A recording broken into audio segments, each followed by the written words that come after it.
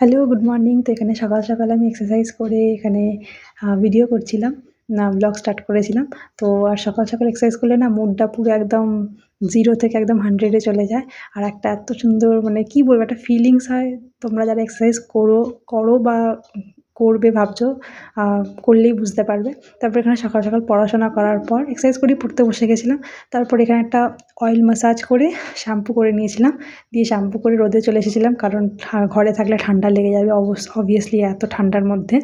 আর আমি আর বোন একসাথে থাকলেই যেন কি হয়, মানে আমরা দুজনেই হচ্ছি টম অ্যান্ড জেরি, তো সবসময় ফাইট এরকমই চলতে থাকে। আর এই দেখতেই পাচ্ছ এরকমই হতে থাকে আমাদের সবসময় মারপিট, আমরা সবসময় মারপিট করি। আর আমার মনে হয় সিবলিংস থাকাটা না সত্যি খুব দরকার, কারণ এই জিনিসগুলো না মানে যারা একটা সিঙ্গেল চাইল্ড হয় তারা এই জিনিসগুলো মিস করে যায়।